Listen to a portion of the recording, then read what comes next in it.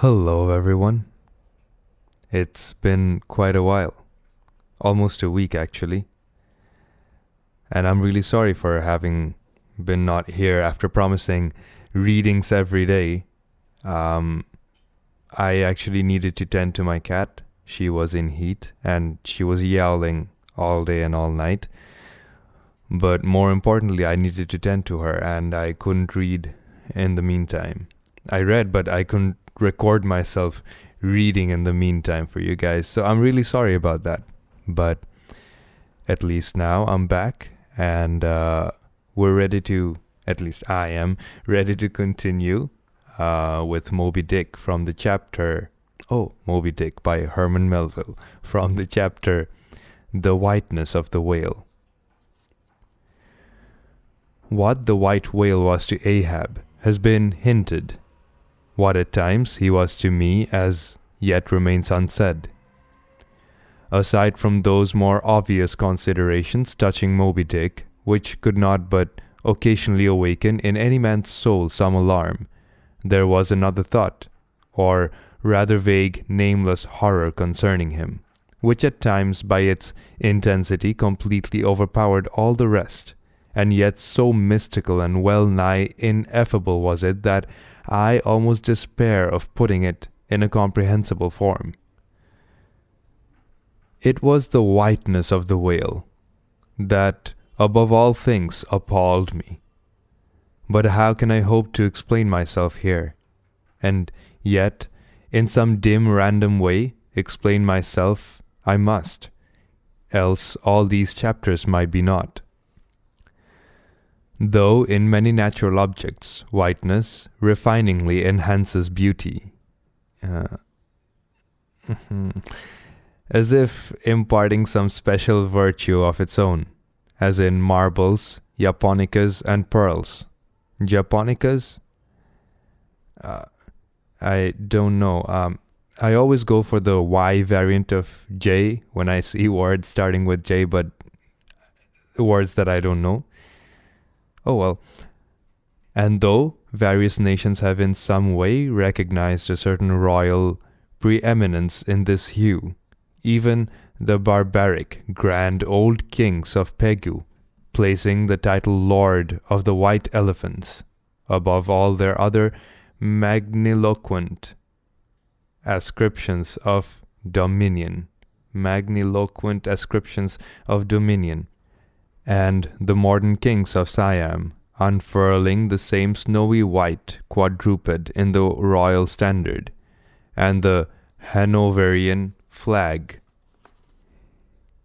bearing the one figure of a snow-white charger, and the great Austrian Empire, Caesarian heir to overlording Rome, having for the imperial color the same imperial hue, and though this preeminence in it applies to the human race itself, giving the white man ideal mastership over every dusky tribe. And though besides all this, whiteness has been even made significant of gladness, for among the Romans, a white stone marked a joyful day. It's so hard to read through these sort of mindsets, but we must understand that this is back in 1850, and for what it's worth, it's still quite woke, considering the time in various aspects. So, alright, where were we? And though in other mortal sympathies and symbolizings, this same hue is made the emblem of many touching noble things, the innocence of brides, the benignity of age, though among the red men of America, the giving of the white belt of wampum was the deepest pledge of honor. Though in many climes whiteness typifies the majesty of justice in the ermine of the judge, and contributes to the daily state of kings and queens drawn by milky white steeds. Though even in the higher mysteries of the most august religions, it has been made the symbol of the divine spotlessness and power. By the Persian fire worshippers, the white forked flame being held the holiest on the altar, and in the Greek mythologies, great Jove himself being made incarnate in a snow-white bull. And though to the noble Iroquois, the midwinter sacrifice of the sacred white dog was by far the holiest festival of their theology, that spotless faithful creature being held the purest envoy they could send to the Great Spirit with the annual tidings of their own fidelity. And though directly from the Latin word for white, all Christian priests derived the name of one part of their sacred vesture, the alb or tunic, worn beneath the cassock, and though among the holy pomps of the Romish faith, white is specially employed in the celebration of the Passion of our Lord. Though in the vision of St. John, white robes are given to the redeemed, and the 24 elders stand clothed in white before the great white throne, and the Holy One that sitteth there white like wool. Yet for all these accumulated associations with whatever is sweet and honorable and sublime, there yet lurks an elusive something in the innermost idea of this hue, which strikes more of panic to the soul than that redness which affrights in blood. This elusive quality it is, which causes the thought of whiteness, when divorced from more kindly associations, and coupled with any object terrible in itself, to heighten that terror to the furthest bounds. Witness the white bear of the poles, and the white shark of the tropics. What but their smooth, flaky whiteness makes them the transcendent horrors they are? That ghastly whiteness it is which imparts such an abhorrent mildness, even more loathsome than terrific, to the dumb gloating of their aspect, so that not the fierce-fanged tiger in his heraldic coat can so stagger courage as the white-shrouded bear or shark. Bethink thee of the albatross, whence come those clouds of spiritual wonderment and pale dread, in which that white phantom sails in all imaginations, not Coleridge first threw that spell, but God's great unflattering laureate, Nature. Most famous in our Western annals and Indian traditions is what of the white steed of the prairies, a magnificent milk-white charger, large-eyed, small-headed, bluff-chested, and with the dignity of 1,000 monarchs in his lofty, over-scorning carriage. He was the elected Xerxes of vast herds of wild horses, whose pastures in those days were only fenced by the Rocky Mountains and the Alleghenies. At their flaming head he westward trooped it, like that chosen star which every evening leads on the hosts of light. The flashing cascade of his mane, the curving comet of his tail, invested him with housings more resplendent than gold and silver beaters could have furnished him. A most imperial and archangelical apparition of that unfallen western world, which to the eyes of the old trappers and hunters revived the glories of those primeval times when Adam walked majestic as a god, bluff-bowed and fearless as this mighty steed. Whether marching amid his aides and marshals in the van of countless cohorts that endlessly streamed it over the plains like an Ohio, or whether with his circumambient subjects browsing all around at the horizon, the white steed gallopingly reviewed them with warm nostrils reddening through his cool milkiness, in whatever aspect he presented himself. Always to be the bravest Indians, he was the object of trembling reverence and awe. Nor can it be questioned from what stands on legendary record of this noble horse, that it was his spiritual whiteness chiefly, which so clothed him with divineness, and that this divineness had that in it which, though commanding worship, at the same time enforced a certain nameless terror. But there are other instances where this whiteness loses all that accessory and strange glory which invests it in the white steed and albatross. What is it that in the albino man so peculiarly repels and often shocks the eye, as that sometimes he is loathed by his own kith and kin? It is that whiteness which invests him, a thing expressed by the name he bears. The albino is as well made as other men, has no substantive deformity, and yet this mere aspect of all-pervading whiteness makes him more strangely hideous than the ugliest abortion. Why should this be so? Nor, in quite other aspects, does nature, in her least palpable but not the less malicious agencies, fail to enlist among her forces the crowning attribute of the terrible. From its snowy aspect, the gauntleted ghost of the southern seas has been denominated the white squall. Nor in some historic instances has the art of human malice omitted so potent an auxiliary. How wildly it heightens the effect on that passage in Froissart, when masked in the snowy symbol of their faction, the desperate white hoods of Ghent murder their bailiff in the marketplace. Nor in some things does the common hereditary experience of all mankind fail to bear witness of the supernaturalism of this hue. It cannot well be doubted that the one visible quality in the aspect of the dead which most appalls the gazer, in the marble pallor lingering there, as if indeed that pallor were as much like the badge of consternation in the other world, as of mortal trepidation here. And from that pallor of the dead we borrow the expressive hue of the shroud in which we wrap them. Nor even in our superstitions do we fail to throw the same snowy mantle round our phantoms, all ghosts rising in a milk-white fog.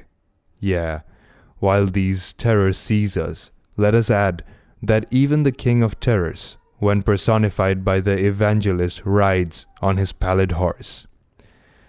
Therefore, in his other moods, symbolize whatever grand or gracious thing he will by whiteness. No man can deny that in its profoundest idealized significance it calls up a peculiar apparition to the soul.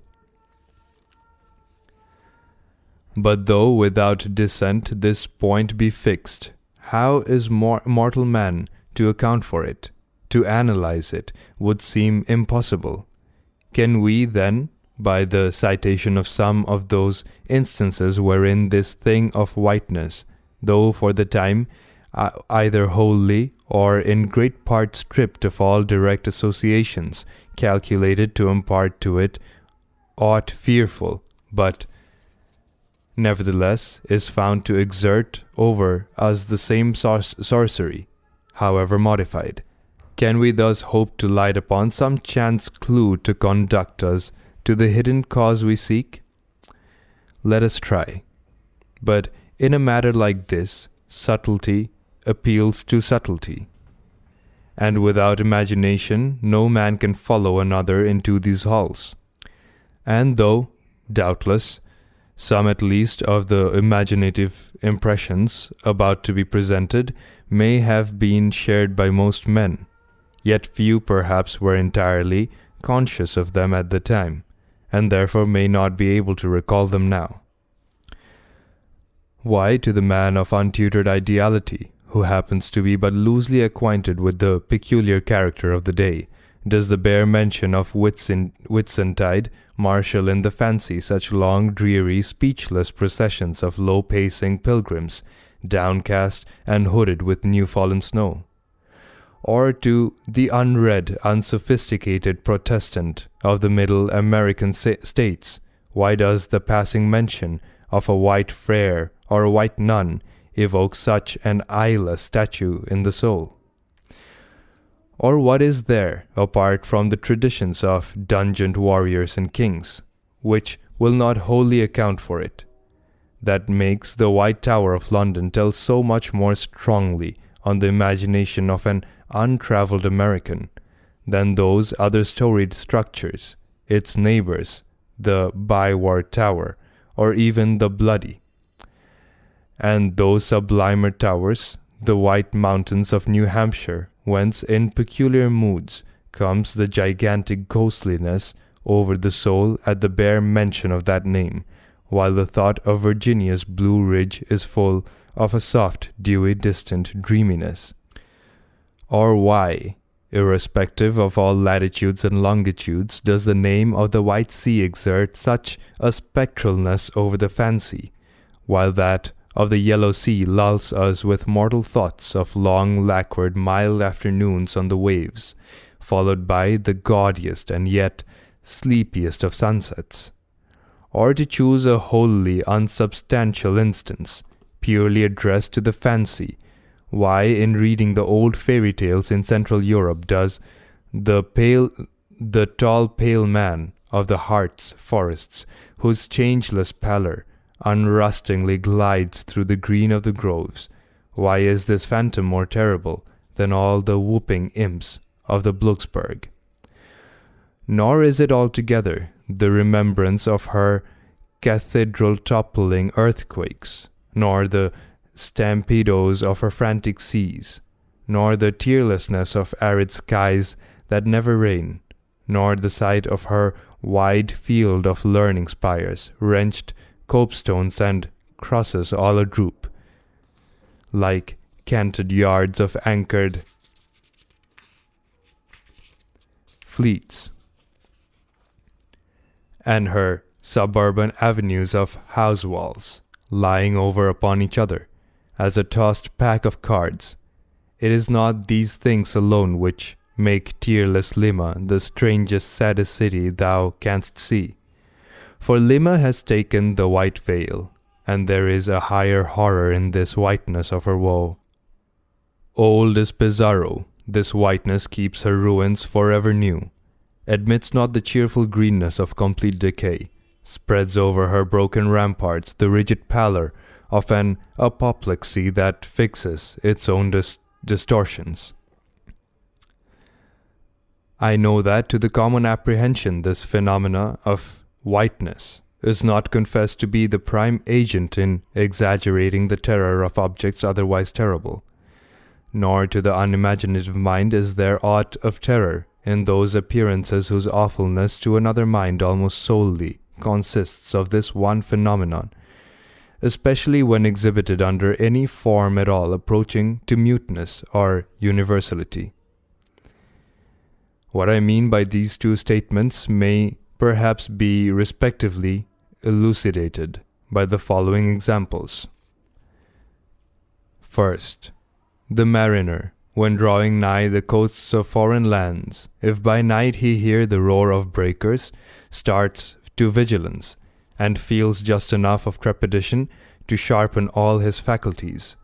But under precisely similar circumstances, let him be called from his hammock to view his ship sailing through a midnight sea of milky whiteness, as if from encircling headlands shoals of combed white bears were swimming around him. When he feels a silent superstitious dread, the shrouded phantom of the whitened waters is horrible to him as a real ghost. In vain the lead assures him he is still of surroundings. Heart and helm they both go down. He never rests till blue water is under him again. Yet where is the mariner who will tell thee, Sir, it was not so much the fear of striking hidden rocks as the fear of that hideous whiteness that so steered me.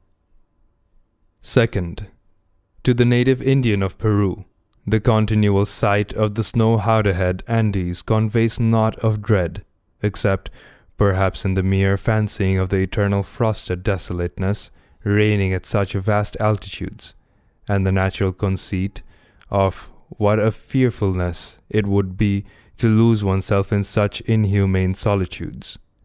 Much the same is it with the backwoods man of the West, who with comparative indifference views an unbound prairie sheeted with driven snow, no shadow of tree or twig to break the fixed trance of whiteness. Not so the sailor, beholding the scenery of the Antarctic seas, where at times by some infernal trick of legerdemain in the powers of frost and air, he, shivering and half shipwrecked, instead of rainbows speaking hope and solace to his misery, views what seems a boundless churchyard grinning upon him with its lean ice monuments and splintered crosses. But thou sayest, methinks this white-lead chapter about whiteness is but a white flag hung out from a craven soul. Thou surrenderest to a hypo, Ishmael. Tell me, why this strong young colt foaled in some peaceful valley of Vermont, far removed from all beasts of prey, why is it that upon the sunniest day, if you but shake a fresh buffalo robe behind it, so that he cannot even see it, but only smells its wild animal muskiness, why will he start, snort, and with bursting eyes paw the ground in frenzies of affright? Frenzies? The archaic spellings, what are they? There is no remembrance in him of any gorings of wild creatures in his green northern home, so that the strange muskiness he smells cannot recall to him anything associated with the experience of former perils. For what knows he, this New England colt of the black bisons of distant Oregon? No.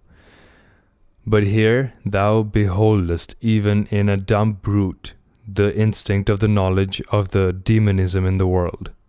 Though thousands of miles from Oregon, still, when he smells the savage musk, the rending, goring bison herds are as present as to the deserted wild foal of the prairies, which this instant they may be trampling into dust.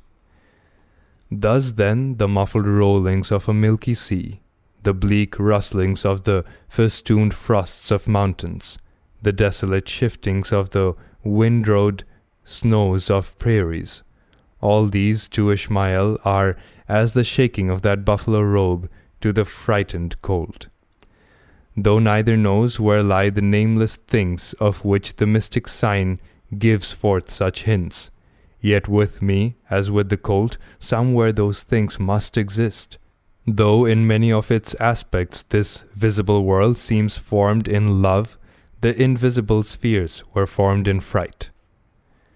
But not yet have we solved the incantation of this whiteness, and learned why it appeals with such power to the soul, and more strange and far more portentous, why, as we have seen, it is at once the most meaning symbol of spiritual things, nay, the very veil of the Christian's deity, and yet should be as it is, the intensifying agent in things the most appalling to mankind.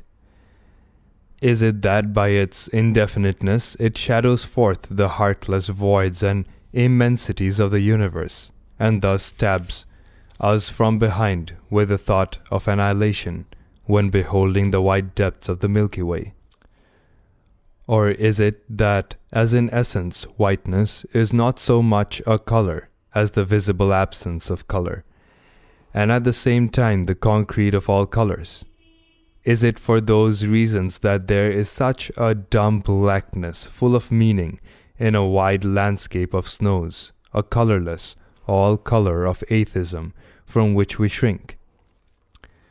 And when we consider that other theory of the natural philosophers, that all other earthly hues, every stately or lovely emblazoning, the sweet tinges of sunset skies and woods, the gilded velvets of butterflies and the butterfly cheeks of young girls, all these are but subtle deceits, not actually inherent in substances, but only laid on from without, so that all defied nature absolutely paints like that harlot, whose allurements cover nothing but the charnel house within.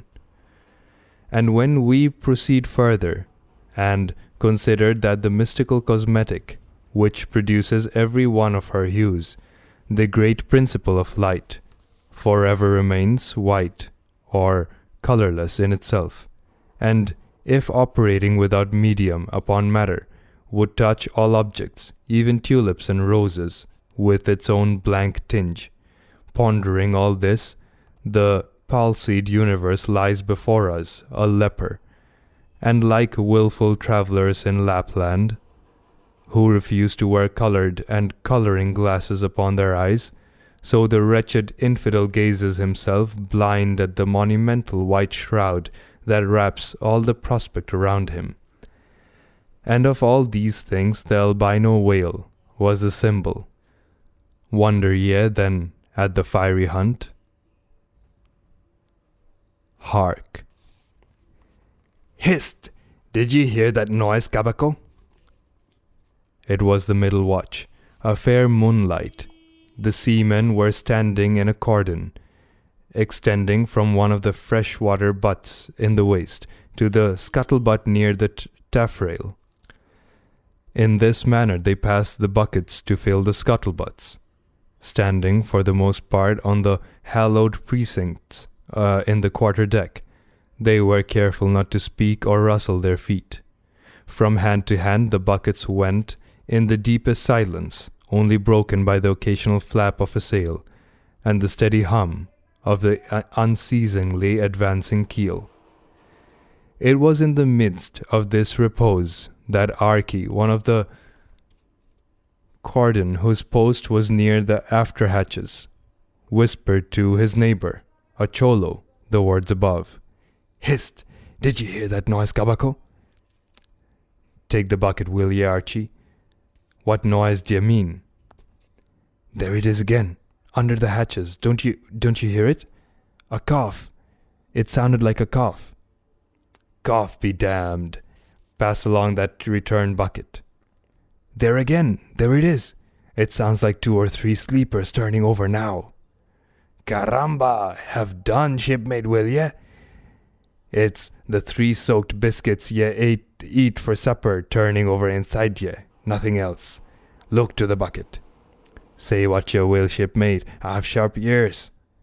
Hey, you are the chap, ain't ye, that heard the hum of the old Quakerness, knitting needles 50 miles at sea from Nantucket. You're the chap. Grin away. We'll see what turns up. Hark ye, Kabako. There is somebody down in the afterhold that has not yet been seen on deck, and I suspect our old mogul knows something of it too. I heard Stubb tell Flask one morning watch that there was something of that sort in the wind. Tch, the bucket.